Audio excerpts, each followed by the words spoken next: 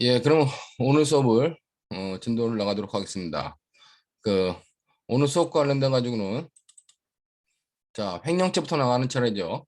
지난 시간에 우리가 378페이지에 있는 저기 뭐더라 공갈죄까지 봤고 오늘은 이제 횡령죄부터 본다. 그렇게 보면 될 것 같고 횡령죄와 관련돼 가지고는 뭐 크게 어려움은 없을 것 같아요. 횡령죄라는 가장 뭐 이슈가 됐던 부분은 우리가 명의신탁과 관련된 부분이 이제 전부 다 횡령죄가 성립하지 않는다라고 하는 부분이 이제 바뀌었기 때문에 명의신탁 관련된 횡령죄가 성립하지 않는다 하는 부분을 보면서 그래도 횡령죄가 성립하는 부분이 있죠.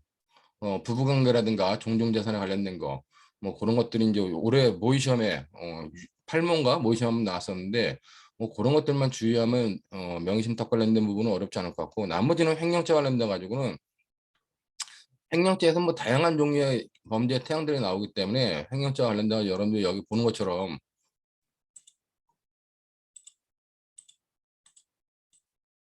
횡령죄 관련돼 가지고는 이 위탁관계에 의한 타인의 재물을 보관한다 그랬을 때 이 위탁관계가 어떤 위탁관계를 말하는 것이냐. 그러니까 우리가 판례는 이 위탁관계라는 건 결국 신임관계에 의한 위탁관계를 말한다고 판례가 판단하는 거죠. 그렇기 때문에 이 신임관계에 의한 위탁관계이기 때문에 이 신임관계를 형법적으로 보호할 필요가 없다. 그러면 그거는 우리가 이제 횡령죄로 처벌하지 않겠다라고 하는 것이 대법원의 경향이라는 겁니다.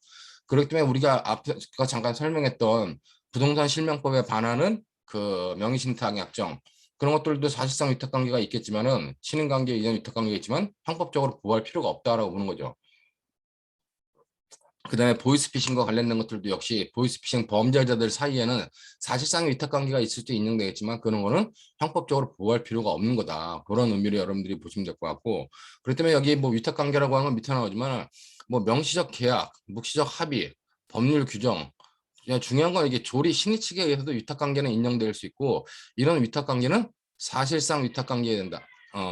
법률상 위탁관계뿐만 아니라 당연히 사실상 위탁관계도 족하다. 근데 얘는 뭐다? 얘는 최소한 형법적으로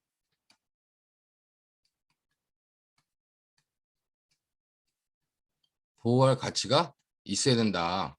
라고 하는 것이 이제 대법원의 주된 경향이다. 그렇게 여러분들이 보고 있으면 될 것 같아요.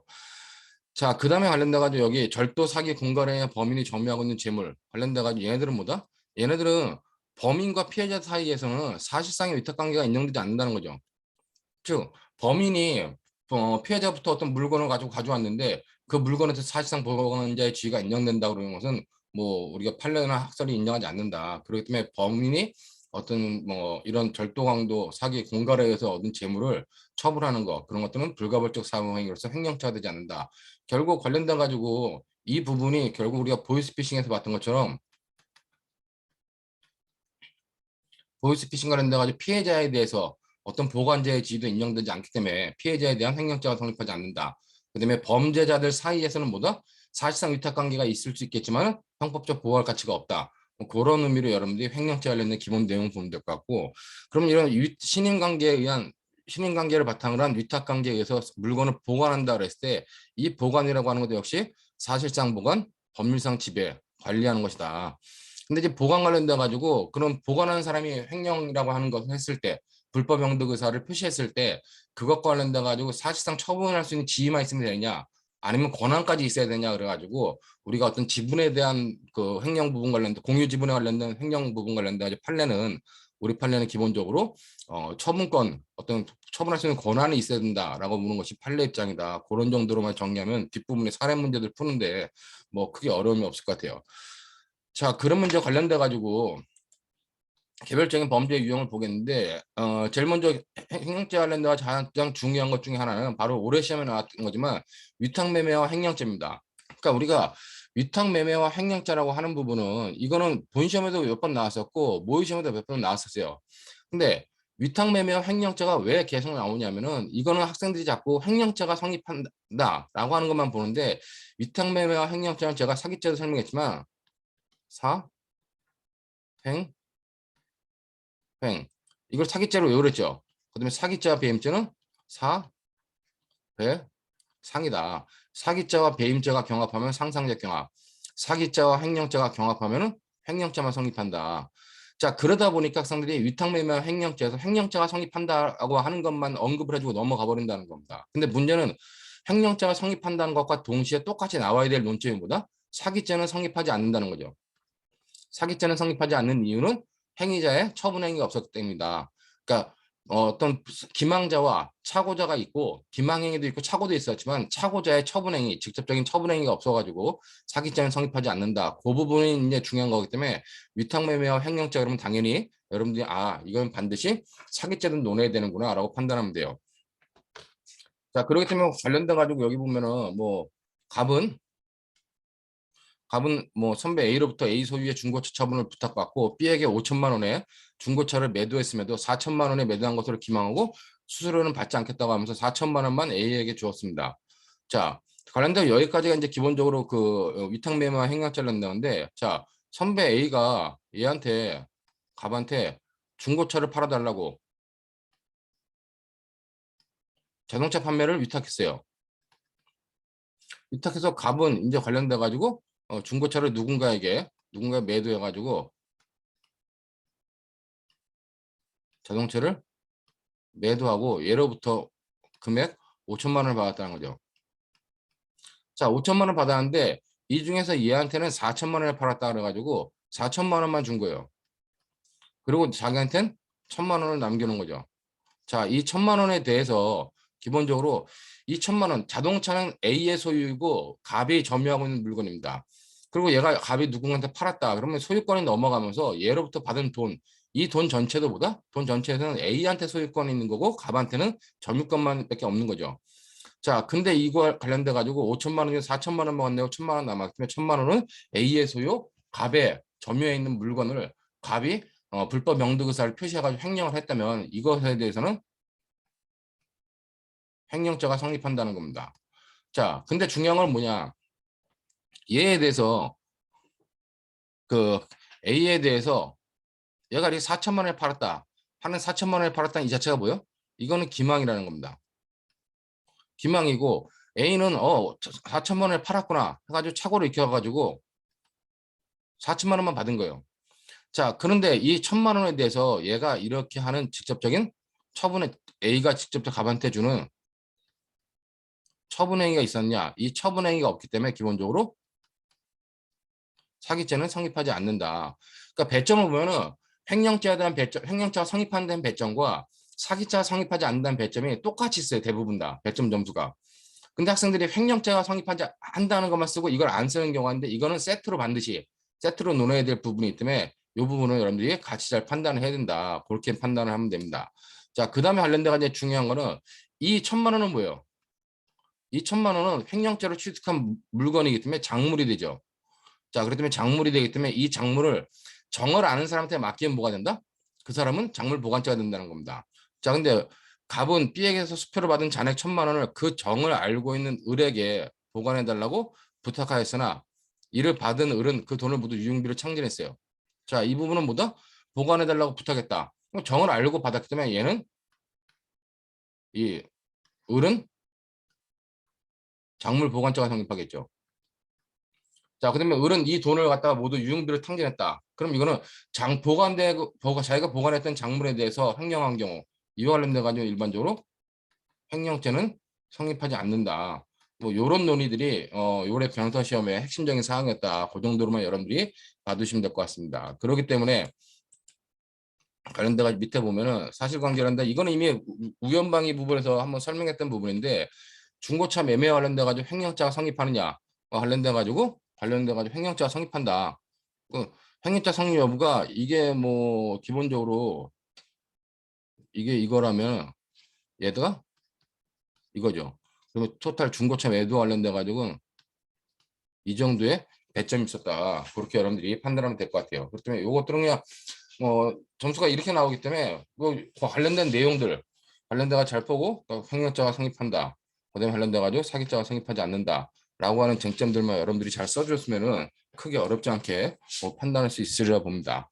그렇기 때문에 위탁매매와 횡령죄는 이런 쟁점들만 여러분들이 잘 판단하면 될 것 같아요. 자, 그 다음에 이제 뭐 2000년에 관련돼 가지고 나온 것 중에 하나가 차고 송금과 횡령죄 문제가 나왔었는데 이 차고 송금은 기본적으로, 그러니까 차고 송금을 교수들이 좀 좋아하는 이유 중에 하나는 뭐냐면은, 자, 이게 녹음되는데 이런 말 하면 안 되는데. 차고로 송금 받았어. 그럼 누군가가 내 통장에다가 모르고, 날 모르고 넣은 거 아니에요. 나도 모르고. 내가 처음 본 놈의 내 통장에 돈 넣었는데 그놈하고 나하고 신인관계가, 위탁관계가 있는, 사실상의 위탁관계가 있을 수 있겠지만 그 사실상의 위탁관계가 뭐 신인관계를 바탕으로 한 겁니까? 당연히 아니지. 그렇기 때문에 이거는 횡령죄로 처벌하고 있는 실무가 크게 문제가 있는 거라고 판단하는 겁니다. 그렇기 때문에 차고 송금 들어온 거는 기본적으로 좀 다수약설 입장에서는, 야, 이거는 횡령죄가 아니라 점유탈물 횡령이지 않느냐라고 하는데, 판례는 그 차고로 송금한 사람과 내 통장 계좌 주인인 나 사이에는 사실상의 위탁관계가 인정되고, 그런 사실상의 위탁관계는 신인관계를 바탕으로 했다라고 판단해가지고, 그리고 형법적으로 보호할 가치도 있다라고 판단해가지고 횡령죄를 의율하고 있다는 겁니다.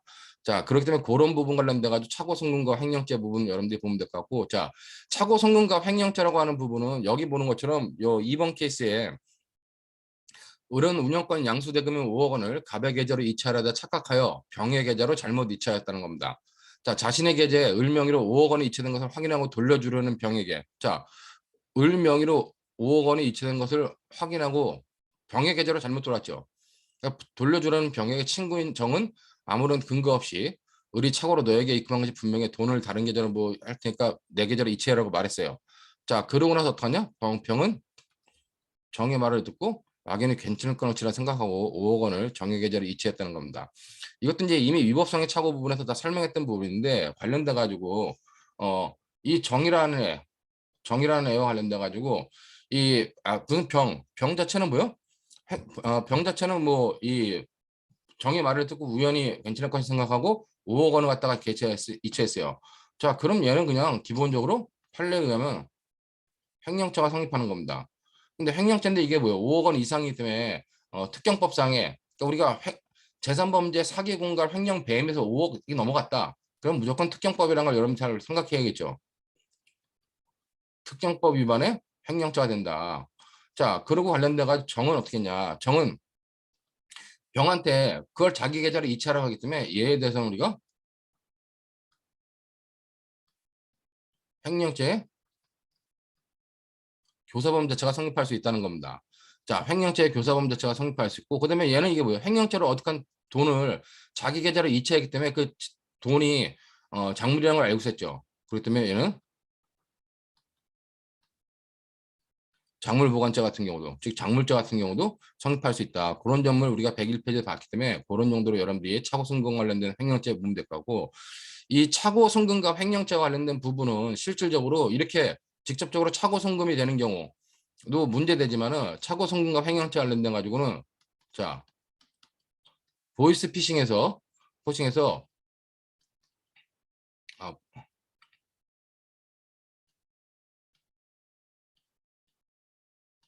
대포통장 명의인이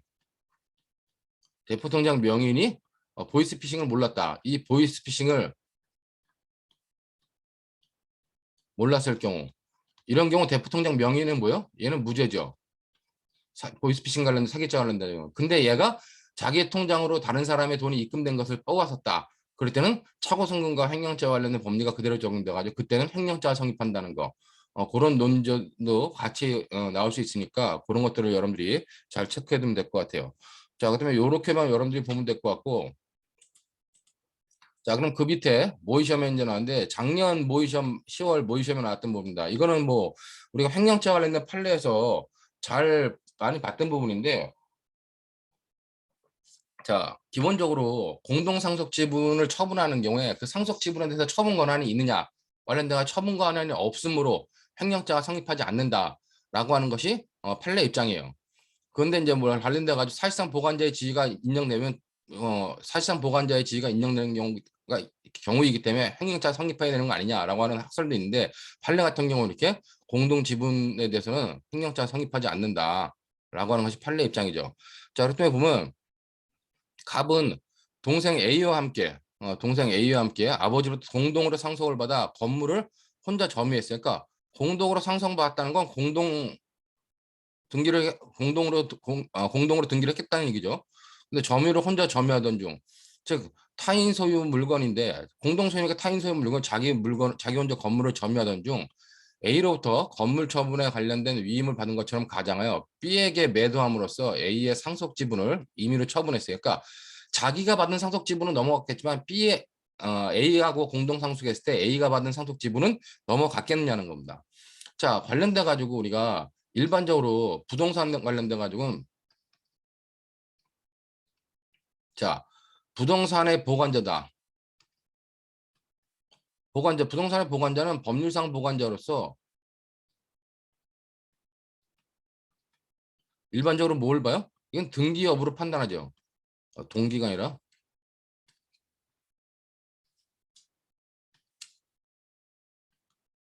등기 여부로 판단한다는 겁니다. 자, 근데 등기가 공동상속으로 돼 있어. 공동상속으로 돼 있으면은 위임받은 것처럼 가정했다 할지라도 그 사람한테 처분 권한이 없는 거예요. 자, 즉 얘한테는 뭐다? 얘한테는 나머지 A 지분에 대한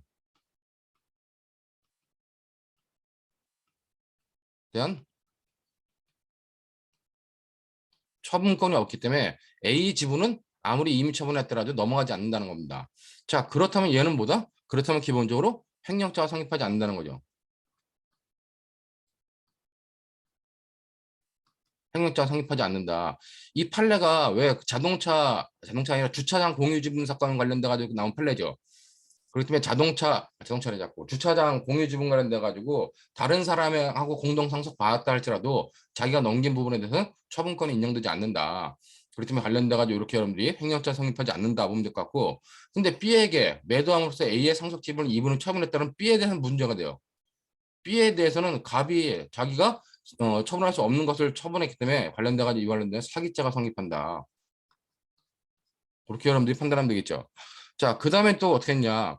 또한 갑은 A 명의로 등록되어 있는 A 소유의 자동차. 자, 갑은 그 다음에 A 명의로 등록되어 있는 A 소유의 자동차를 인도받아 운행하다가 A의 동의 없이 그 자동차를 C에게 임의로 처분했어요. A 명의로 등록되어 있는 A의 소유의 자동차는 기본적으로 소유권이 누구한테 있어요? 이 자동차. 이 자동차는 즉 타인 소유 A 거죠. 그다음에 인도받아 운행했다는 건 이거는 자기가 점유하고 있다는 겁니다. 즉 갑이 점유하고 있는 물건인데 이에 대해서 임의로 처분했다고 하는 것은 횡령을 의미하는 거죠. 즉 불법 영득 의사를 표시한 거기 때문에 바로 횡령죄가 성립한다. 그러므로 이 부분, 요 뒷부분에 관련돼 가지고 우리가 일반적으로 횡령죄가 성립한다. 그런 의미로 여러분들이 보면은 크게 뭐 어려움이 없을 거다라고 판단이 돼요.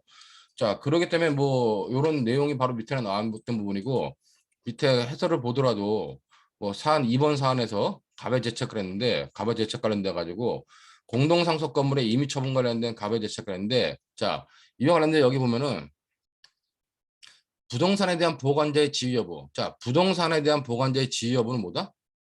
이거는 원래 등기를 원칙으로 하는 거예요. 그러나 미등기 부동산 같은 경우는 뭐야? 미등기 부동산 같은 경우는 사실상 지배 여부를 판단한다는 거죠. 자, 근데 그러면 등기 여부를 보면은 등기 여부에서 여기서는 지금 갑과 A가 같이 공유하고 있기 때문에 얘한테 처분권이 있다고 판단할 수 없다는 겁니다. 자, 처분할 수 있는 사실상 지위에 있으면 족하다는 견해. 이런 견해도 뭐 있는데 극히 일부 견해고, 자, 유효한 처분 권능을 가진 경우에 하나요. 보관자의 지위를 인정하는 견해가 있는데 이 견해가 다수설의 입장이죠. 판례 입장이다. 그렇기 때문에 이런 경우는 판례 입장에 따르면 얘는 뭐다? 판례 입장에 따르면 횡령죄는 성립하지 않는다는 겁니다. 즉,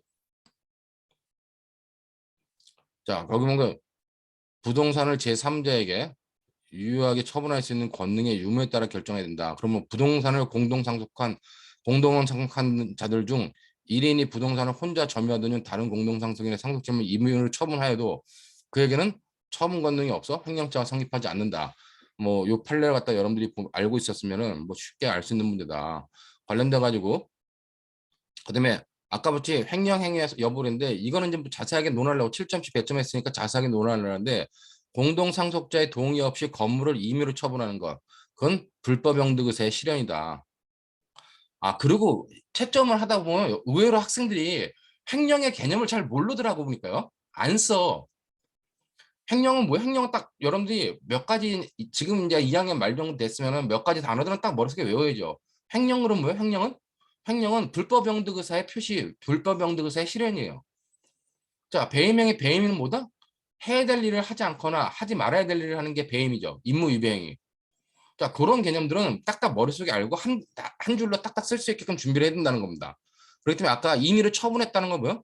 여기 처분했다는 건 불법 영등세의 실현으로 횡령에 해당한다. 그다음에 타인 재물이기 때문에 자, 하지만 처분 권한이 없어. 횡령자 성립하지 않는다. 이런 내용만 여러분들이 잘 정리하면 될 것 같아요. 관련돼가지고 판례 견해에 따라 정리하면 된다. 근데 이제 판례 견해가 아니 이렇게 보더라도 논 거만 맞으면 점수를 주겠죠. 자, 그 다음에 이제 중요한 게 이걸 빠뜨리지 말아야 될 게 B를 기망하여 B에게 건물을 매도하고 대금의 지급을 받았으므로 사기자가 성립한다.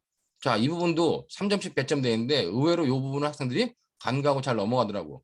그러니까 이 부분도 이렇게 B에 대한 사기자가 성립한다. 그런 의미로 여러분들이 이해하고 있으면 될 것 같습니다. 이것도 똑같이 여러분들이 잘 빠뜨리는 요 사기자가 성립한다는 부분을 잘 빠뜨리는 요 비슷한 유형 문제 중에 하나가 그 서명사치 사건이 있었잖아요. 사기죄에서.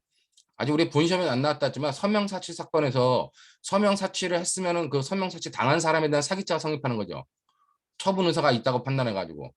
자, 그럼 서명사치 한 그 부동산 뭐 등기 부동산 담보계약서라든가 아니면 매매계약서를 가지고 다른 사람한테 대출, 다른 은행에 대출 받거나 다른 사람한테 팔았을 때 그 사람에 대해서도 역시 사기자가 또 성립하는 겁니다.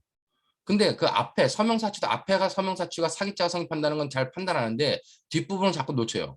그러니까 똑같이 이렇게 임의처분 관련된 것도 이 부분을 놓치지 말라는 겁니다. 자, 그런 의미로 여러분들이 이해하면 될 것 같고, 그다음에 이제 밑에 자동차를 갖다가 팔아먹은 거, 이거는 이제 2015년도 전원합체 판결 그대로 나온 거죠.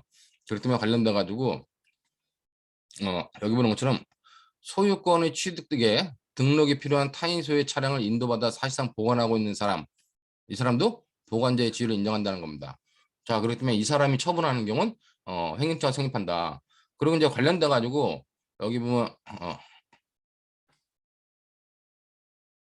소유권 취득에 등록이 필요한 타인의 소유 차량을 인도받아 보관하고 있는 사람이 사실상 처분하면 행위자가 성립된다. 근데 이 사람으로부터 보관하고 있는 사람으로부터 다시 운행권을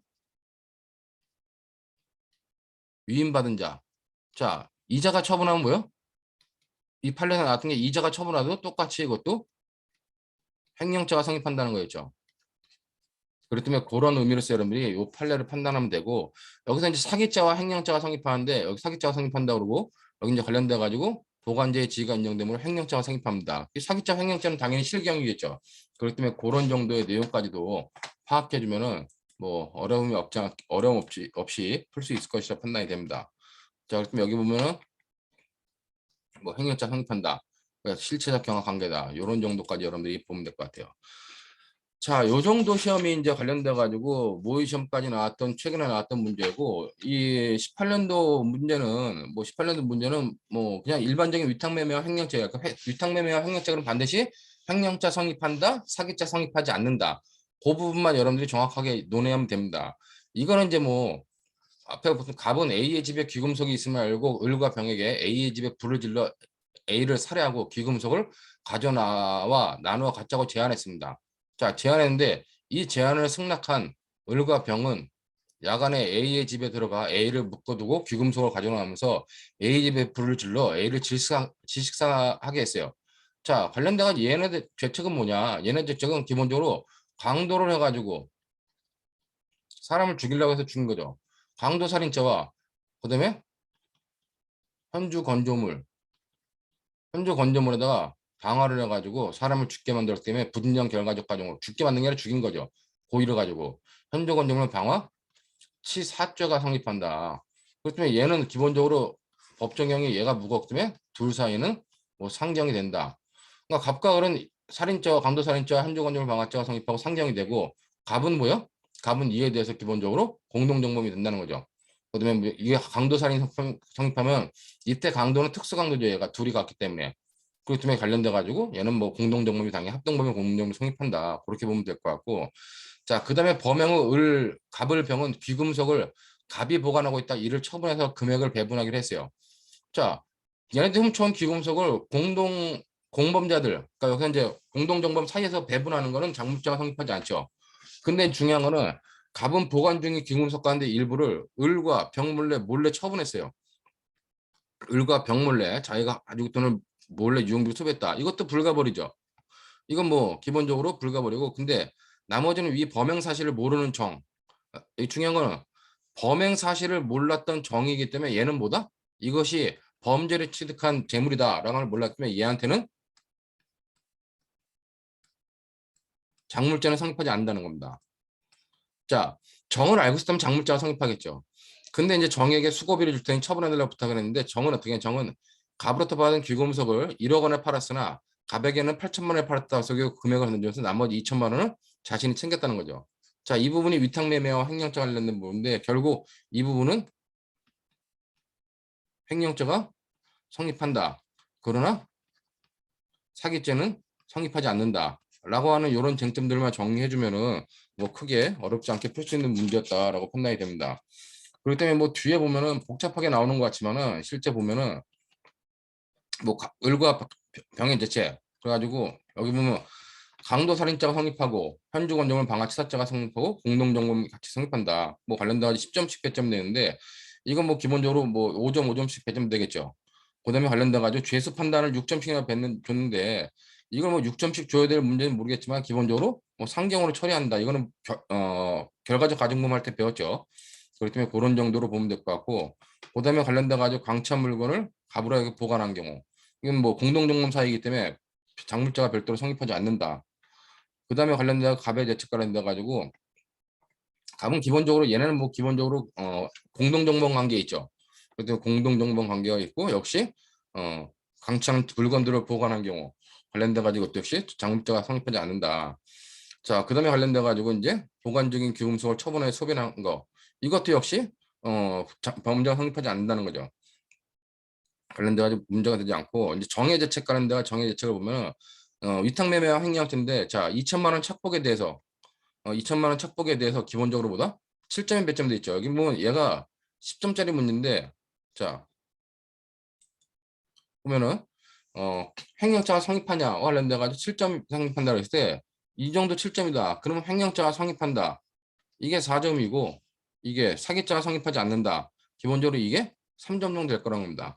그러니까 4점 아니면 4점 아니면 4점 아니면 3점이 거의 비슷한 점수가 배점돼 있는데 이거는 학생들이 잘 쓰는데 이거를 잘 못 쓴다는 거예요. 그러니까 이걸 놓치지 말고 세트로 나오니까 이걸 반드시 놓치지 말라는 얘기입니다. 그다음에 이제 아까 작물 관련된 작물이라는 사실을 몰랐으므로 얘는 작물 보관죄는 성립하지 않는다. 그러니까 최근에 이 위탁매매와 횡령죄가 모의 시험이든 본 시험에 나오면서 이 작물 보관죄가 성립하느냐 안 성립하느냐 점도 같이 좀 세트로 나오는 경향이 있으므로 그와 관련된 것들도 여러분들이 좀 체크를 해두면 될 것 같아요. 뭐 그래가지고 이 정도 보면은 뭐 크게 어렵지 않게 볼 수 있다라고 판단이 됩니다. 뭐 그 다음에 또 문제도 나오는데 역시 계속 위탁매매와 횡령죄가 나오는 이유가 뭐냐면은 여기도 16년도에도 위탁매매와 횡령죄가 나왔어요. 자 얘도 결국은 뭐냐면은 횡령죄가 성립하는데 사기죄가 성립하지 않는다는 거를 같이 논해줘야 되는데 그걸 몰랐다는 겁니다. 단지 여기는 이제 특이했던 게 이 당시에 시험 봤을 때 위탁 매매업을 하는 갑이었어요. 자, 위탁 매매업을 하는 갑은 뭐예요? 이거는 업무자의 지위에 있는 거죠. 분간 그의 형 A로부터 도자기 매매로 위탁받아 1,000만 원을 받고 팔았는데 그의 여자친구 을이 갑에게 도자기 가격을 속여 500만 원만 A에게 주라고 사주했습니다. 근데 이제 어떻게 했냐? 이 갑이 띨띨한 놈이 여자친구 말을 들었죠. 갑은 을이 시키는 대로 A에게 500만 원만 준 후 나머지 500만 원 중 200만 원은 을과 함께 유흥비로 소비하고 300만 원은 을에게 맡겨 보관하도록 했다는 겁니다. 자, 그럼 갑은 무슨 자가 되냐? 얘는 업무자이기 때문에 갑한테는 기본적으로 뭐요? 업무상 횡령죄가 성립한다. 자, 그다음에 속여가지고 1,000만 원을 팔았는데 500만 원만 준 거. 이것 저는 사기죄는 성립하지 않는다는 겁니다. 자, 근데 이제 갑이 왜 이렇게 업무상 횡령을 하게 됐냐? 을이 이렇게 시켰죠. 애인 을이 여자친구 을이 갑에게 도자기 가격을 속여가지고 이렇게 주라고 사주했다는 것만. 그럼 이게 공동정범이냐? 공동정범이라고 볼 수 없죠. 그러면 이 을은 갑은 이제 관련돼가 있는데 이 을은 무슨 죄가 되냐? 을은 업무상 횡령죄 교사범이 될 수 있다는 겁니다. 그러면 을이 업무상 횡령죄 교사범이 되면 여기서 반드시 나와야 되는 게 뭐냐? 업무상 횡령죄가 부진정 신분범이기 때문에 얘는 33조 단서에 의해서 업무상 횡령죄에서 교사범이 성립하고 처벌은 횡령죄 교사범으로 처벌한다라고 하는 그 내용들도 같이 반드시 나와줘야 된다는 거죠. 그다음에 그 정을 알고 있는 것을 300만 원을 얘한테 맡겨가지고 300만 원을 병한테 맡겼다. 그럼 맡긴 부분 이거는 작물 보관죄가 성립한다는 겁니다. 만약에 을이 갑과의 관계가 교사범이 아니라 공동정범이면 어떻게 해요? 교사범이기 때문에 얘가 교사범이기 때문에 작물 보관죄가 성립하는 겁니다. 만약에 교사범이 아니라 공동정범이었다면 어떻게 해요? 공동정범이었다면 을이 만약에 공동정범이었다. 그럼 작물 보관죄는 성립하지 않겠죠. 그러니까 그런 논의들을 여러분들이 딱딱 보면서 이것들은 이렇게 하는 거구나 라고 여러분들이 쉽게 생각하면 될 것 같아요. 근데 여기서 이제 관련돼 가지고 일반적으로 업무상 위탁 매매와 횡령죄 관련된 부분은 이 정도의 문제들이 주로 나왔었는데 여기서 이제 위탁 매매업을 하는 갑이라고 하는 부분을 갖다 추가해서 업무상 횡령죄를 구성하면서 이 부진정 신분범에 대한 교사범 33조 단서 문제까지도 같이 묻는 문제가 16년도 모의시험에 나왔던 문제다. 이렇게 여러분들이 생각을 해두면 될 것 같습니다. 그 때문에 이 시험 문제도 크게 어렵지 않은 문제였다라고 판단이 됩니다. 자, 그래가지고 밑에도 보면 뭐 쭉 보면은 여기 핵심적인 사항은 갑의 경우 도자기 위탁 매매 대금 1,000만 원 행위에 대해서 업무상 횡령죄가 성립하는 여부. 그다음에 이제 뭐 친족 상도례. 이건 뭐 친족 상도례도 이제 좀 중요하죠. 친형이었으니까. 그다음에 사기죄가 성립하는지 여부. 그다음에 이제 200만 원을 유용한 소비에 산 거는 문제가 안 되지만 300만 원을 보관시키는 행위는 별도의 작물 보관죄가 성립한다. 그렇기 때문에 관련돼 가지고 쭉 보면은 여기 갑의 대책은 업무상 횡령죄가 성립하는 자 관련돼 가지고 업무상 횡령죄가 성립한다. 그리고 이제 관련돼 가지고 친족 상도가 적용되기 때문에 고소가 있어야 처벌하다.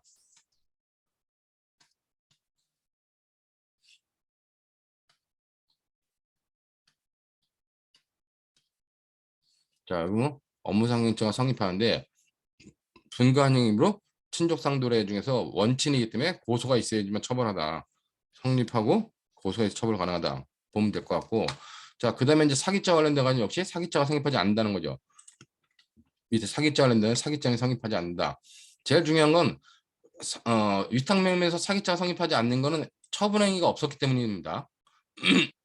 그다음에 그런 내용을 반드시 언급해 줘야 되고 쓴 거는 불가벌적 사후행위가 되지만은 보관시킨 건 뭐다? 보관시키는 별도로 뭐야?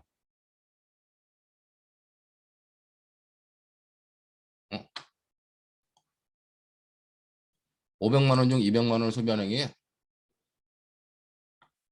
횡령죄 기준에 횡령한 재물을 사용하거나 처분하는 행위는 불가합적 행위다. 그러니까 갑의 행위죠, 참. 보관시킨 것 자체도 별도로 뭐 작물죄 주체가 될 수 없다. 뭐 관련된 이렇게 보면 될 거고 나중에 이제 그 정에 대해서는 그것이 성립하기 쉽겠죠. 관련돼 가지고 그렇게 보면 되고 의뢰대책은 아까 봤지만은 업무상 횡령죄에 대해서 이제 교사범의 지위에 있다. 교사에 해당한다. 뭐 기능적 행위 지배가 인정되지 않는다고 판단하기 때문에 교사범에 해당하고 그렇다면 결국 이 밑에처럼 33조의 적용 문제가 반드시 언급이 돼야 된다. 그러니까 여러분들이 업무상 횡령죄, 그다음에 업무상 배임죄 성립하면 뭐요? 이건 부진정 신분범이라고 거기에 가공한 사람, 공동정범으로 가공하든 아니 교사범으로 가공하든 이런 사람들한테는 단지 33조 단서 여부를 반드시 언급해 줘야 된다는 거죠. 그렇기 때문에 그런 것들을 빠뜨리지 말고 특히나 부동산 이중 매매가 또 시험에 나온다. 그럼 부동산 이중 매매는 보통 이제 업무자의 지위를 갖는 사람이 부동산 이중 매매를 하게 될 겁니다. 그러면은 업무상 배임죄가 성립하고 거기에 관여한 사람이 적극적으로 관여를 했다. 그러면 업무상 배임죄 공동정범이 성립한다. 근데 업무상 배임죄 공동정범이 성립하는데 그때도 이렇게 33조 단서 문제를 반드시 언급해야 된다는 겁니다. 그리고 이제 관련돼 가지고 부동산 이중 매매는 보통 금액이 5억 이상이 있기 때문에 특경법에 적용돼서 생길 거다. 뭐 그런 내용 관련되는 내용까지 보면 될 것 같고 그다음에 관련돼 가지고 이제 의뢰대책 관련돼 가지고 아까 말했듯이 얘는 그런 작물이라는 정을 알고 받았기 때문에 300만 원 보관해서 작물 보관죄가 성립한다. 그렇게 여러분들이 보면 될 것 같아요.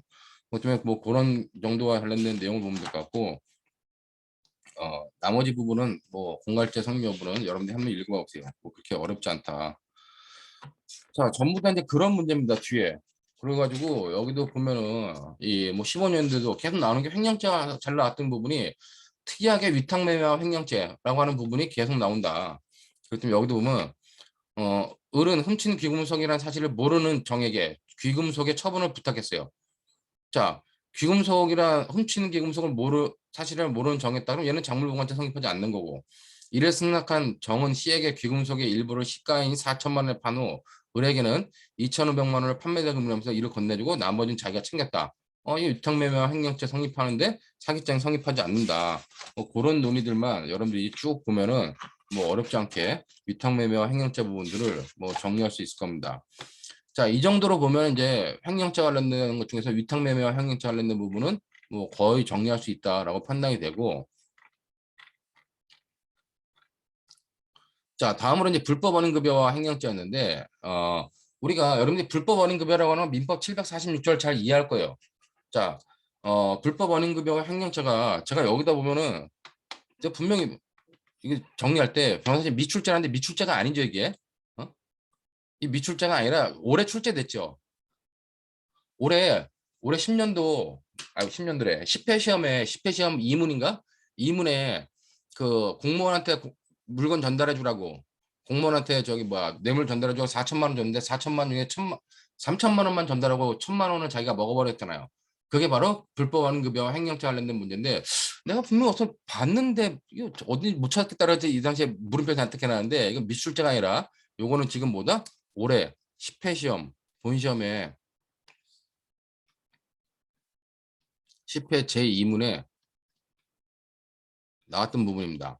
자, 그렇기 때문에 관련돼 가지고 요 부분에 관련된 내용을 여러분들이 좀 잘 받으면 될 것 같고, 이 위탁매매라 자꾸 이 불법 원인급여와 횡령죄는 두 가지 부분을 여러분들이 같이 봐야 돼요. 그러니까 여기 보는 것처럼 불법 원인급여와 횡령죄 관련돼 가지고는 불법 원인급여라고 하는 개념을 알 거니까 불법적인 목적을 불법적인 것을 이유로 다른 사람한테 어떤 급여 어떤 물건을 건넸다면 그 물건에 대한 반환 청구권이 인정되겠냐? 민법 746조 때문에 반환 청구권이 인정되지 않는다는 겁니다. 자, 그렇기 때문에 여기 보는 것처럼 자, 횡령죄 부정설은 수탁자한테 소유권이 기속하는 거다. 왜냐면 위탁자한테 돈을 맡긴 사람한테 반환 청구권이 인정되지 않는다는 거죠. 횡령죄 부정설, 수탁자에게 소유권 기속한다는 거는 결국 위탁자에게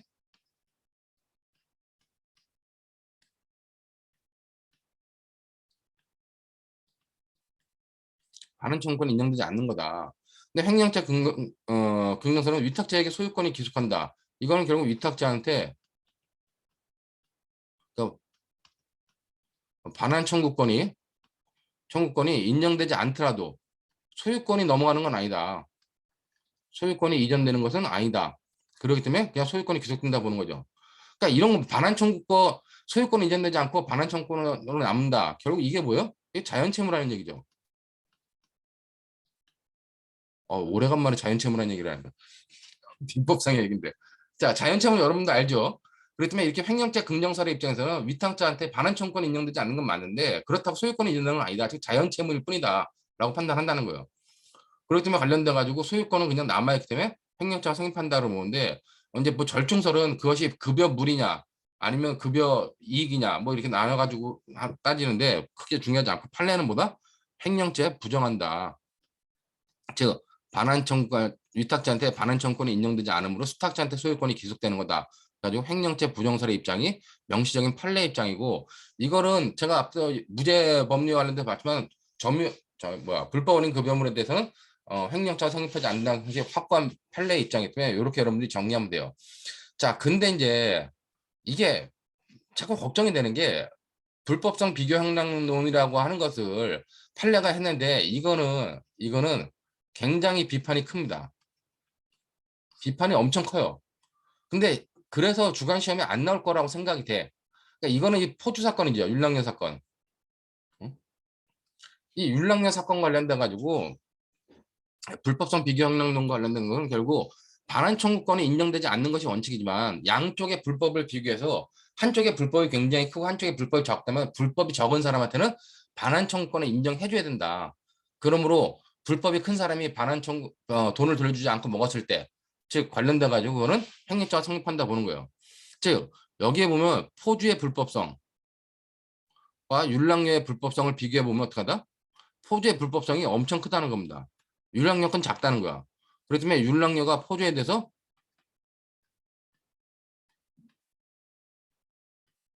반환 청구권이 인정된다. 그러므로 포주가 그 화대를 갖다가 지급해주지 않으면 그거는 뭐다? 그거는 횡령차 된다고 이 당시에 이렇게 판단한 겁니다. 근데 이제 이 당시에는 요 사회적 시류 때문에 이렇게 봤던 거고 실제로는 뭐다? 실제로 얘가 크고 얘가 작다는 걸 어떻게 증명하겠냐는 겁니다. 그리고 요 케이스 말고 다른 케이스에서는 누가 크고 어떻게 판단할 것이냐고요. 그렇기 때문에 이런 거는 아예 이런 여지를 두면 안 된다고 하는 것이 강력한 비판점인데 관련돼가지고 이 당시에 이런 사건들이 있었기 때문에 불법성 비경량론이라고 하는 이론을 만들어 가지고 판례가 이렇게 좀 율락녀들을 갖다가 성매매 행위로부터 좀 이렇게 구해내고자 포주에 대해서 횡령죄를 구성하는 것으로 봤었는데 그렇게 크게 의미 있는 사건은 아니다라고 보면 될 것 같아요.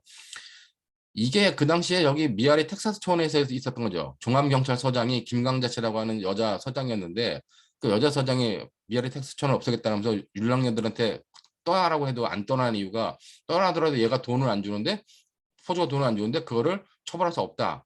그래가지고 그 당시에 종합경찰서 그 김강자 서장 밑에 있던 수사과장이 지금 저 성신여대에 있는 이성기 교수입니다.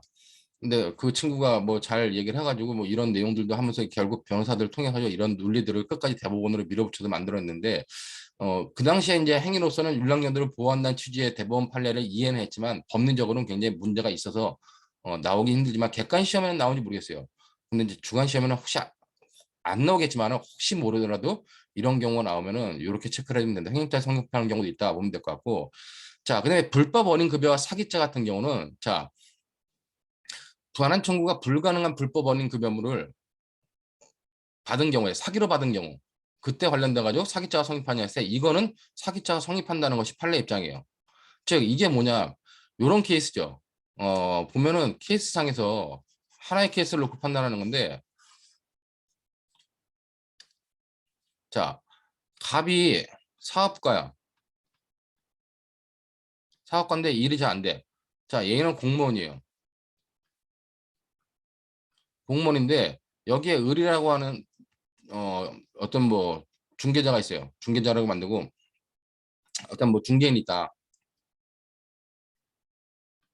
중개인입니다. 중개인이 아니라. 자, 그런데 사업가가 공무원한테 돈을 전달하려고 그래. 그러니까 A가 을한테 뇌물로, 야, A랑 공무원한테 뇌물로 줘. 그리고 4천만 원을 을한테 준 겁니다. 근데 을이 얘한테 3천만 원만 주고 1천만 원은 지가 삥땅 쳐먹은 거예요. 1천원 삥땅 쳐먹었을 때. 이와 관련돼 가지고 얘에 대해서 무슨 죄가 성립하느냐 이 1천만 원에 대해서는 1천만 원에 대해서는 횡령죄가 성립하지 않는다는 겁니다. 왜? 갑이 반환 청구권이 인정되지 않기 때문에 불법 원인 금물로 횡령죄가 성립하지 않는다는 거예요. 물론 얘가 뇌물로 주라고 그랬기 때문에 얘는 133조 1항의 제3자 뇌물교부 증뇌물 교부죄가 제3자 뇌물교부죄가 성립하고 얘는 뭐요? 133조 2항의 후단에 제3자 뇌물취득죄가 성립하죠. 그리고 이제 제가 3천만 원이 넘었기 때문에 얘는 특가법상의 뇌물죄가 성립한다. 이제 그것이 올해 시험에 나왔던 부분이고 자 이거는 이제 횡령죄가 성립하는데 이게 사업가한테 이 중개인의 을이 먼저 야 기망을 하는 거야. 너 사업이 안 된다며. 내가 A랑 공무원 잘하는데 걔한테 돈을 전달해주면 네 사업이 잘 되게 해줄게. 그러니까 기망을 해가지고 얘가 차고에 빠지는 겁니다. 아 그래? 그럼 뇌물을 내가 4천만 원 줄게. 그러니까 4천만 원이라는 걸 일을 넘겨준 거예요. 차고에 빠져가지고 여기에 처분행위를 해가지고 4천만 원 줬을 때 이 4천만 원 줬을 때 이 4천만 원에 대해서 얘한테 사기자 성립하냐 할 때 이 을에 대해서는 이것이 불법 원인 급여물이라 가지고 반환 청구권이 인정되지 않는다 할지라도 사기죄가 성립한다 라고 판단하는 것이 판례 입장이기 때문에 이 내용을 여러분들이 똑같은 케이스지만 얘한테 을한테 어떤 고의가 있었냐에 따라 가지고 불법 원인급여와 사기죄로 논의할 수도 있고 불법 원인급여와 횡령죄로 논의할 수 있는데 기본적으로 이렇게 봤을 때 얘가 사기죄가 성립한다 하더라도 요 뒤에 보면 이제 모의시험에 나왔던 것처럼 얘한테는 횡령죄가 성립하지 않는다 라고 하는 것도 반드시 세트로 좀 같이 논의해 줘야 된다라고 하는 것이 모의시험에 나왔던 논점이기 때문에 그런 부분을 여러분들이 판단하면 될 것 같습니다. 자, 요 정도 보면은 결국 아까 봤던 것처럼 여기 보면은 기출문제 나오죠. 근데 아까 했던 기출문제는 올해 10회 이문에 나왔던 문제다 보면 될 거고, 이게 이제 작년에 이제 모의시험 1차 6월 모의고사 이문에 나왔던 건데, 관련돼 가지고 여기 보면은 이제 뭐 쭉 보이스피싱 뭐 다른 관련된 내용이고, 2번 정도 보면은, 자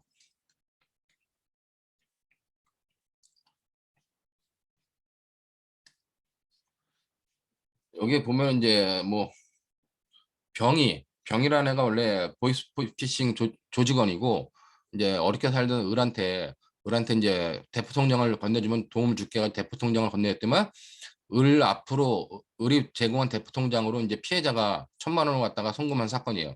일본 사례는 그런 건데, 자 근데 을이 그 1,000만 원을 자기 계좌로 들어왔으니까 돈을 인출하는 과정에서 갑의 갑이 같이 나눠가지고 갑이 나눠 가졌어요. 그러니까 이제 돈이 인출하는 과정에 여기 보면 것처럼 갑이 개입된 사실을 알게 된 이 병이 뭐다? 병이 보이스피싱 조폭이에요.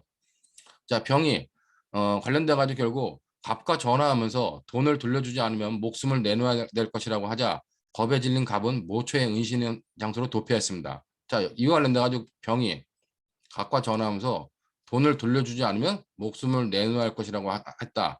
겁에 질린 갑. 결국 이거는 이제 공갈죄가 성립하는 거죠. 근데 나중에 돈을 못 받으면 공갈 미수가 될 겁니다. 자, 근데 이제 갑은 친구인 정에게 보이스피싱 조직원으로부터 위협을 받고 있다고 고민을 얘기하자, 정은 어떻게 했냐? 정은 자신이 잘 아는 사법경찰관 P가 해결할 수 있을 것처럼 얘기했습니다. 자, 그리고 결국 갑은 경찰관 P에게 돈을 주어 고민을 해결하기로 마음먹었는데, 이를 알게 된 정이 어떻게 했어요? 정은 사실은 사법경찰관 P에게 금품을 전달해 줄 의사가 없음에도 을을 찾아가서 전달해 주겠다고 말하고 100만 원을 건네받아 자신이 소유했다는 겁니다. 아, 이거는 기본적으로 저는 이제 요 시험 문제 봤을 때는, 모의 시험 봤을 때는, 아, 이거는 불법 원인급여와 사기죄구나. 얘가 기본적으로 이렇게 얘기를 했고, 전달해 줄 의사도 없었다. 그렇다면 이 부분은 바로 그냥 뇌물로 던져주라는 불법 원인 급여물에 대한 사기죄 성립 여부를 논하는 케이스다. 그리고 얘한테는 결국 사기죄는 성립한다. 이렇게 봤어요. 자, 그러고 이제 관련돼 가지고 기본적으로 횡령죄 성립 여부는 안 내렸는데, 얘한테 불법 원인 급여에 의한 사기죄가 성립한 불법 원인 급여물에 의한 사기죄가 성립한다 할지라도, 채점 기준표에 보니까 이제 횡령죄가 성립하지 않는다는 것도 반드시 논해 주라는 겁니다. 그런 의미로 여러분들이 이거 보면 될 것 같고, 관련돼 가지고 여기 보면 이제 이후 계속되는 도피 생활에서 지친 갑이 어, 이제 갑은 같이 보이스피싱 조직에 돈을 뺏었던 을에게 보이스피싱 조직에 쫓기는 것보다 차라리 교도소가 안전하겠다라고 하면서 을에게 자신이 을의 명의 통장을 개설하고 이체된 금원을 편취했다고 경찰에 신고하라고 했다는 겁니다. 자, 허위 신고, 그러면 얘는 뭐냐? 을 입장에서는 허위 사실을 신고해가지고 갑을 처벌받게 할 목적이 있으면 을한테는 결국 무고죄가 성립한다는 겁니다. 이제 그런 논의들이 주로 관련된 쟁점이었는데, 결국 관련돼 가지고 이제 사실관계 2에서 갑을병정의 대책을 다 논하라는 케이스였습니다. 자, 여기 결국 갑을병정의 대책을 다 논하라는 걸 보면은 밑에 보는 것처럼, 자, 먼저 갑은 어떻게 했냐? 갑은 기본적으로, 자, 공무원한테 주라고 돈을 줬다는 거예요. 사법경찰 피해가 전달하여 금품을 정에게 교부한 거. 자, 이거는 제3자 뇌물교부죄가 성립한다. 133조 2항이라는데, 103조 2항 결국 이건 전단이죠. 자, 그러면 얘가 을이 이렇게 갑이 이것이 성립하면 나중에 이거에 대한 대응으로 정은 무슨 죄가 성립해요? 이 정에 대해서는 제3자 뇌물취득죄가 성립하죠. 그렇다면 이것과 이거는 대응 관계이기 때문에 제3자 뇌물취득죄가 성립한다. 이거는 이제 후단이죠. 133조 2항 후단. 근데 이건 나중에 이제 저기 가서 우리가 뇌물죄가 다시 보겠지만은 뭐 이렇게 판단한다. 그다음에 관련돼 가지고 자기 무고의 교사 범위 성립할 수 있는지, 기본적으로 제3자 행위는 무고죄의 구성요건에 해당한다. 여기서 제3자는 의뢰 행위죠. 제3자를 교사 방조한 피무고자도 교사 방조범으로서의 죄책을 부담한다. 그다음에 무고죄 교사범 성립한다 보면 될 것 같고, 그다음에 이제 을은 관련돼 가지고 무고죄가 성립한다 라는 의미로 여러분들이 무고죄 성립 여부를 판단하면 될 것 같아요. 뭐 그렇기 때문에 이건 크게 갑의 죄책, 을의 죄책은 크게 이제 어렵지 않은데, 그 다음 페이지 보면은 자, 병의 죄책 관련돼 가지고 이 부분이 바로 관련돼 가지고 병의 죄책 보면은 아까 봤던 것처럼 뭐 자기가 기본적으로 이 병이 조폭인데 조폭이 돈을 내놓으라는 거죠. 돈을 내놓으라는데 죽여버릴 거다라고 하니까 결국 이거는 기본적으로 공갈죄에 해당한다. 뭐 사회적으로 사회상규에 어긋나는 사회통념상 권리 행사를 할지라도 사회통념상 허용 범위를 넘어서기 때문에 병에게는 뭐 공갈 미수죄가 성립한다. 그런 정도로 보면 될 것 같고, 자, 여기서 이제 중요한 게 이 밑부분입니다. 이 당시에 이제 제가 판단할 때는 관련돼 가지고 여기 보는 것처럼 사기죄가 성립한다 그래가지고 사기죄가 성립하는 건 당연하다고 봤어요. 불법 원인 급여와 횡령죄 관련돼 가지고. 자, 그렇기 때문에 이 사기죄가 성립한다. 불법 원인 급여물을 기망으로 불법 원인 급여물이라고 하는 것들을 취득하더라도 사기죄가 성립한다. 그러고 나서 횡령죄는 성립하지 않는다라고 하는 부분을 언급해 봤는데, 여기 보는 것처럼 정액에 사기죄가 성립하지 않는다는 견해. 이런 견해도 있죠. 이런 견해는 소수래요. 그럼 사기죄가 성립하지 않으면 횡령죄 성립 여부에 대해서도 논의해야 될 것이라는 겁니다. 자, 그런데 중요한 거는 소수설에 의하면 사기죄가 성립하는지 여부 논하고 횡령죄가 성립하는지 논해야 되는데, 근데 둘 다 성립하지 않는다는 거죠. 관련돼 가지고 이걸 이견을 취하면. 근데 여기 사기죄가 성립한다는 견해, 사기죄가 성립한다는 견해, 이건 판례 입장이고 사수의 heb달 입장인데, 판례 입장에 의하면 사기죄가 기수가 된 이후에 새로운 영등은 별도로 횡령죄를 성립하지 않는다는 점을 언급할 필요가 있다는 겁니다. 그러므로 이제 관련돼 가지고 횡령죄가 성립하지 않는다고 하는 논의, 이 논의까지도 같이 언급을 해줘야 된다고 판단하는 거예요. 그렇기 때문에 이게 지금 채점 기준자의 개인적인 생각인지는 모르겠는데, 좀 처음에 그렇게 생각했는데 어떻게 생각해 보면은 불법 아닌 급여물에 대해서 사기죄가 성립한다라고 봤다는 자체는 뭐요? 사기죄가 성립한다는 자체는 사기죄의 피해자일 뿐이잖아요. 그리고 관련돼 가지고 뭐 사기죄가 성립하고 나면 횡령죄 여부는 문제되지 않을까라고 판단하는데, 횡령죄가 성립하지 않는 부분들도 이 사람은 이제 사기죄로 얻은 재물을 에 대해서 새로운 영득으로 봐가지고 횡령죄가 성립하지 않는다라고 하는 것을 논해야 된다는데, 굳이 제 입장에서는 모르겠지만 하여튼 입장에서 이렇게 판단을 가지고 보기 때문에 여러분들이 앞으로 나오면 것도 세트로 같이 이렇게 논의해 줄 필요가 있다. 그렇게 여러분들이 판단하면 될 것 같아요. 자, 그 다음에 이제 관련돼가 정해대책 관련돼가 아까 봤던 것처럼, 자, 제3자 뇌물취득죄, 증뇌물 전달자가 성립한다. 333조 2항, 이게 후단이겠죠. 전단은 제3자 뇌물교부고 이건 제3자 뇌물취득이다. 2항 후단이 성립한다.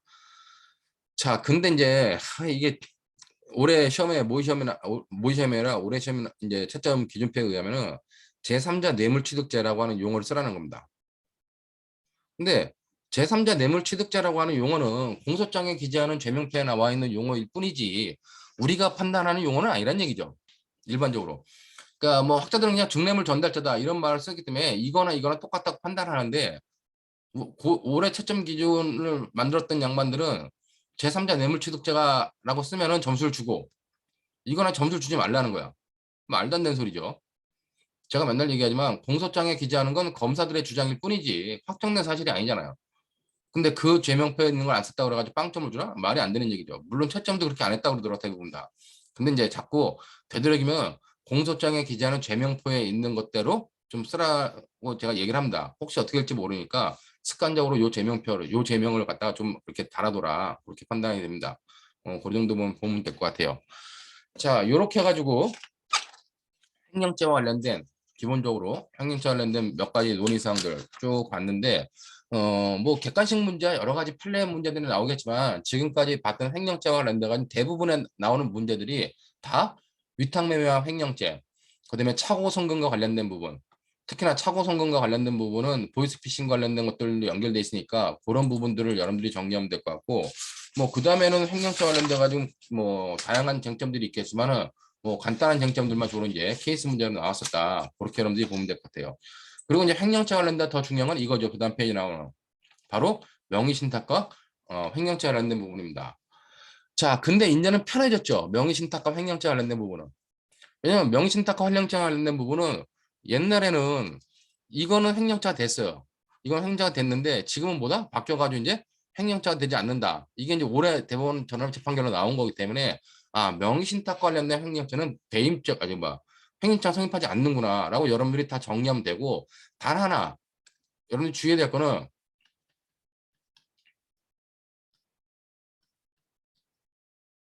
부동산 실명법에서 허용하는 명의신탁이 있죠.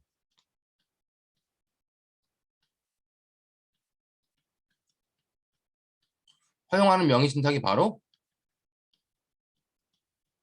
부부 사이. 종중의 명의신탁은 뭐다? 이거는 합법이라는 얘기예요. 여기 부동산 실명법에 의하더라도. 그렇기 때문에 부부 사이에 한 사람이 맡겨놨다. 근데 팔아먹으면 뭐가 돼요? 횡령죄가 성립한다는 겁니다. 종중 회장이 종중에서 맡겨놓은 부동산을 명의신탁한 부동산 팔아먹었다? 그럼 종중 회장이 횡령죄가 성립한다는 거예요. 요번에 종중 회장이 이거 팔아먹은 케이스, 이 케이스는 10월 모인가? 10월 모의 시험에 나왔어 벌써 이게. 그렇다면 이제 다 횡령죄가 성립하지 않는다. 그렇기 때문에 뭐 횡령죄, 배임죄 성립하지 않는다 보기 때문에 결국 횡령죄가 성립할 수 있는 케이스였던 요 케이스가 나왔다는 겁니다. 자, 그렇다면 요 케이스가 나온다는 걸 여러분들 이해하고 부부 사이더라도 괜찮다. 근데 이제 중요한 게 뭐냐? 이제 모의 시험에 여기까지 나왔는데 제가 과거에 시험 문제 냈던 거는 부부 사임에도 불구하고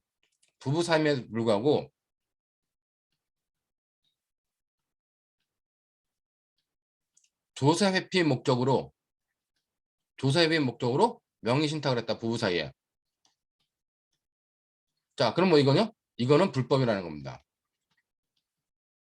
불법이기 때문에 조세 포탈 목적으로 부사의 명의신탁한 걸 부가 팔아먹었다? 그럼 지금 이거는 뭐야? 횡령죄가 성립하지 않는다는 거죠. 지금의 케이스에 의하면. 그렇기 때문에 그런 의미로서 여러분들이 조세 피 목적의 명의신탁이라고 하는 부분들도 있을 수 있다. 시험 문제 나온 거는 이제 여기까지 나왔는데 이 파란색으로 본 거는 제가 김한고선과 중경선 한번 냈던 부분인데 그런 부분도 이제 충분히 생각할 수 있는 부분이 됐다. 그렇게 여러분들이 판단해 두면 될 것 같아요. 무슨 말인지 되겠죠? 자, 그때 부동산 명의신탁 관련된 판례 태도는 뭐 여기 제 강의 교환에 보면은 뭐 지금 페이지가 400페이지부터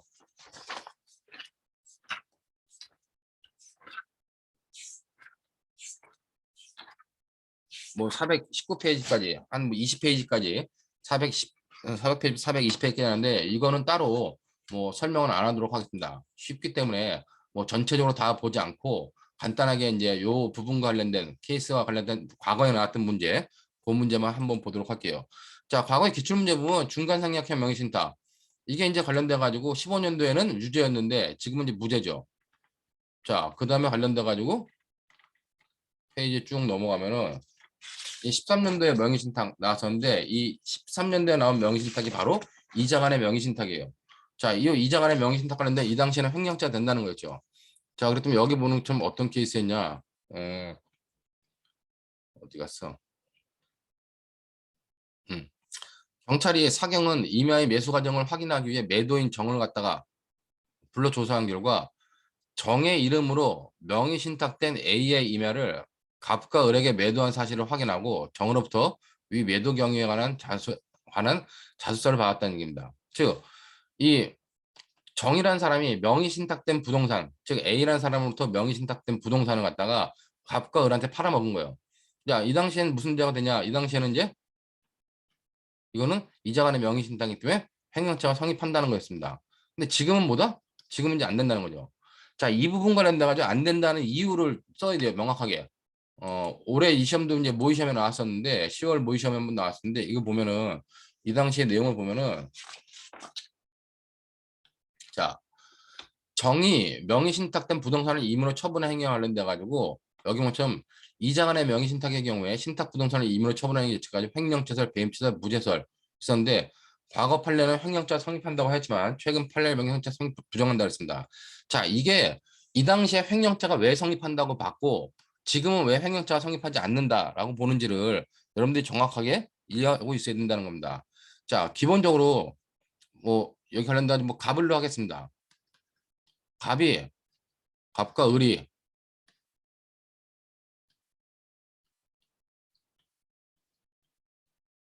명의신탁 약정을 맺었어요. 자, 그러면 이 명의신탁 약정을 맺으면 이 명의신탁에 의해서 얘한테 위탁관계에 의한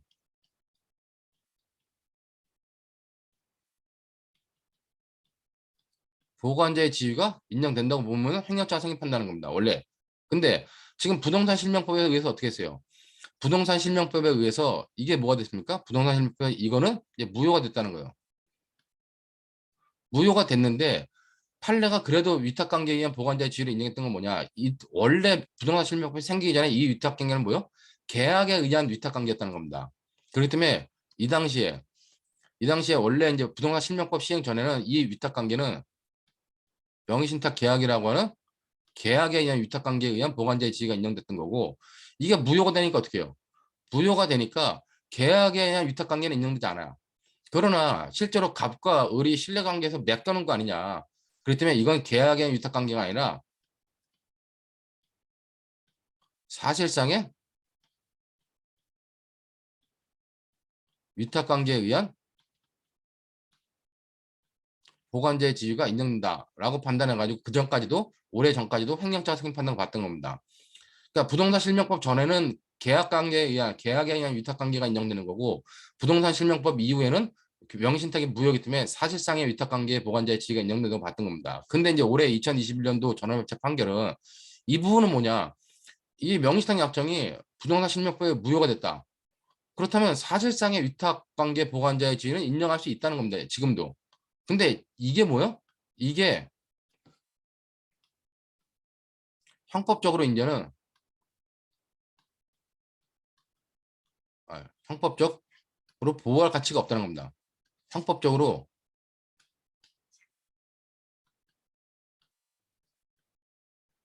보호할 만한 신인관계, 위탁관계가 아니라는 얘기죠. 그렇기 때문에 형법적으로 보호할 만한 신인관계가 아니기 때문에 그러므로 지금은 이제 뭐다? 횡령죄 성립을 부정하는 것으로 대법원 판례가 바뀌었다는 거예요. 그러니까 여러분이 이번에도 3학년 10월 모의시험에 이게 모의시험에 나왔었는데 이 부분을 쓰는데 바뀐 판례에 의하면 횡령죄가 성립하지 않는다. 배점이 6점짜리 배점이었는데 뭐 6점 내지 5점을 받으려면 형법적으로 보호할 만한 신인관계가 인정되지 않는다고 판례가 변경해가지고 횡령죄가 성립하지 않는다고 봤다. 판례 근거들을 써야 돼요. 판례에 따르면 바뀐 판례에 따르면 횡령죄가 성립하지 않는다. 그러면 6점 중에 2점죠 그냥. 그러니까 판례들도 전원합체 판결의 내용이라면 여러분들이 최소한 그 근거들 정도는 좀 정리를 해줘야 된다는 겁니다. 자, 그렇다면 여기 보는 것처럼 보면은 자, 횡령죄의 본질이 신인관계에 기초하여 위탁된 타인의 물건을 위법하게 영득하는 데 있음에 비춰볼 때 위탁관계는 횡령죄로 보호할 만한 가치가 있는 신임에 의한 것으로 한정하는 것이 타당하다. 그렇다면 위탁관계는 형법적으로 보호할 만한 신임관계가 된다는 거예요. 자, 그리고 이제 밑에 관련돼서 보면 여기 보면 나아가 명의신탁자와 수탁자 사이에 무효인 명의신탁 약정 등에 기초하여 존재한다고 주장할 수 있는 사실상의 위탁관계라는 거. 자, 이 판례가 뭐라 했어요? 부실법에 의해서 위반이다. 그것은 이제 계약 명의신탁, 계약관계에 의한 보관자의지에 인정되지 않는데 그래도 기존의 판례가 인정했던 것처럼 사실상의 위탁관계라는 거 그런 거는 존재할 수 있다는 겁니다. 근데 이 사실상의 위탁관계라는 게 뭐냐? 이 사실상의 위탁관계라는 게 이제는 부동산 실명법에 반하여 범죄를 구성하는 불법적 관계에 지나지 아니할 뿐, 자 이를 형법상 보호할 만한 가치가 있는 신임에 의한 것이라고는 할 수 없다는 겁니다. 그렇기 때문에 이제는 보호할 가치가 없기 때문에 형량처로 처벌할 수 없다라고 판단한 거예요. 그렇기 때문에 그런 의미로 이 사실상의 그러니까 여러분들 이 구조를 정확히 이해되는 게 옛날에는 계약에 의한 위탁관계 보관자가 인정됐지만은 이것이 무효가 되더라도 사실상 위탁관계 보관자가 인정됐었다. 근데 이번 판례는 이제 이거는 형법적으로 보호할 만한 신인관계가 아니다라고 판단해가지고 아예 횡령죄가 성립하지 않는다고 본 겁니다. 그런 의미로 관련돼가지고 여러분이 이런 내용까지도 잘 판단을 해두라는 얘기입니다. 자, 그렇기 때문에 관련돼가지고 이 내용을 보면은 결국 이건 판례 부분을 반영해가지고 뒤에 판례를 바꿔놨는데 그랬더므로 이자가 명의신탁 형법적으로 보호할 만한 가치가 있는 신인관계가 아니므로 사실상 신인관계 횡령죄 타당하다. 사안에 적용을 해가지고 횡령죄 성립하지 않는다. 그럼 결국 관련돼가지고 여기 뭐 가부행위는 무죄다. 그러니까 이렇게 좀 바꿔놨어요. 그렇기 때문에 이런 부분만 여러분들이 보면 될 것 같습니다. 이제 관련돼 가지고 거의 적극적으로 가담한 갑과 을의 대책, 이게 원래 횡령죄 공동정범이 성립한다고 봐야 되는데 지금은 횡령죄가 성립하지 않으므로 결국 횡령죄 공동정범도 성립하지 않는다.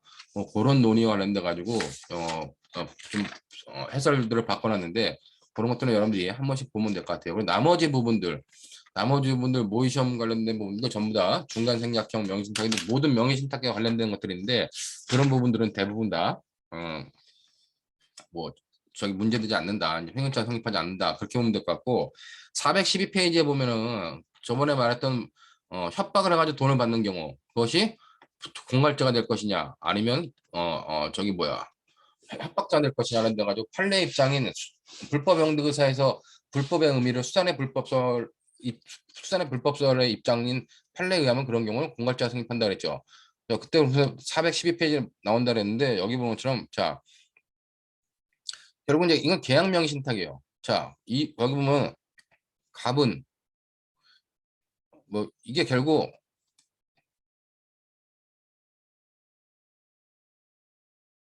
을과 갑이 명의신탁을 한 거고 얘가 A로부터 물건을 취득하는 건데 얘가 명의신탁이 있다는 것을 알고 있는 악이었다는 겁니다. 근데 결국 얘가 뭐였어요? 부동산을 갖다가 처분한 경우죠. 이 처분한 경우 지금은 이제 횡령죄가 당연히 성립하지 않는다. 근데 이제 이후 갑은 어떻게 했냐? 갑은 의리 승낙 없이 부동산을 B에게 매도하고 소유권 이전 등기를 경로에 주었다는 겁니다. 자, 이 부분은 뭐다 이제? 이 부분은 이제 무죄가 된다. 다. 자, 위 사실을 알게 된 을은 갑을 만난 자리에서 이제 을이 어떻게 했냐? 을이 갑을 만난 자리에서 이 벌어지만도 못한 놈 내가 인간이냐라는 등 욕설과 함께 부동산 매각 대금을 돌려주지 않으면 죽여버리겠다고 겁을 줬습니다. 자, 이게 관련돼 가지고 공갈죄가 성립할 수 있겠느냐는 거죠. 자, 관련돼 가지고 그런데 이 자리에는 혹시 모를 갑의 저항으로 위해를 받을지도 모른다는 불안감을 느낀 을의 아들 병이 동석하고 있었다는 겁니다. 그럼 얘네가 공갈죄가 성립하면 결국 공동공갈이 성립할 수 있겠느냐 관련된 내용을 정리해 줘야 되겠다는 거죠. 그렇기 때문에 그런 부분에 관련된 내용으로 여러분들이 쭉 보면 되는데 결국 관련돼 가지고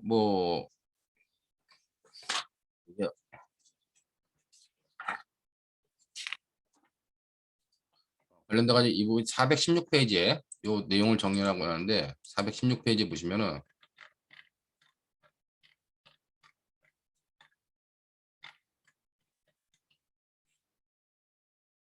자, 공갈죄 미수해 가지고 을은 어떻게 해요? 을은 갑에게 제공한 부동산 매각 대금에 대하여 부당이득 반환 청구권을 가지고 있다는 겁니다. 자, 이거는 올해 대법원에서 민사 판결로 하는데 중요한 판결이 나왔죠.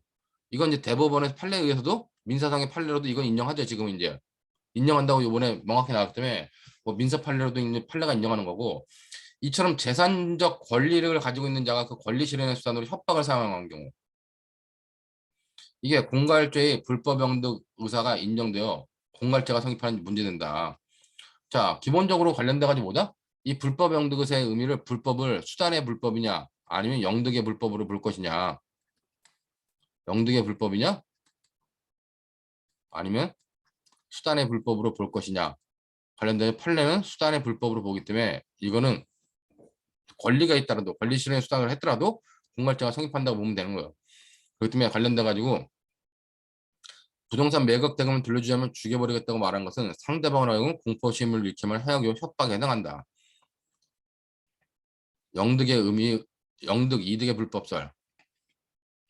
그다음에 실행행위의 불법설. 그런데 저는 주로 말하는 게 영득의 불법설, 실행행위를 수단의 불법설이라는데 판례는 실행행위, 수단의 불법설 입장이다. 자, 근데 이제 판례가 왜 타당한지 말했죠 저번에요. 이걸 쓸 때 판례가 타당하다는 근거를 반드시 달아줘야 돼요. 근데 여기 보면은 이제 관련돼 가지고 여기는 밑에 그냥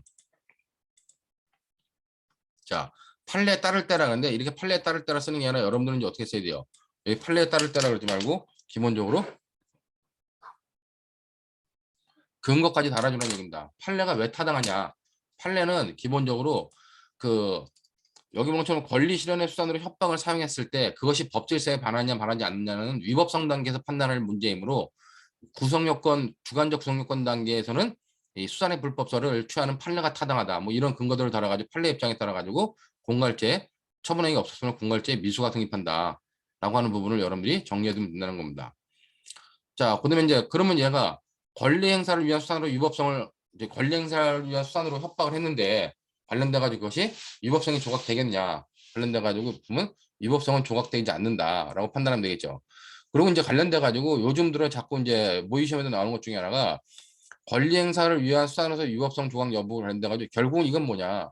이것이 형법 20조의 사회 상규에 반하냐 반하지 않느냐 판단하는 문제죠. 자, 그럼 관련돼 가지고 사회상규에 위배되지 않는 행위로서 위법성이 조각될 수 있는데 사안에서는 뭐다? 사안에서는 위법성은 조각되지 않는다. 허용되지 않는다. 라고 이렇게 간단하게 정리하는데 요즘 채점 기준을 보면 사회상규를 판단하는 위반되냐 위반되지 않는 판단 기준을 보면은 쭉 쓰는 게 있죠. 즉 목적의 정당성,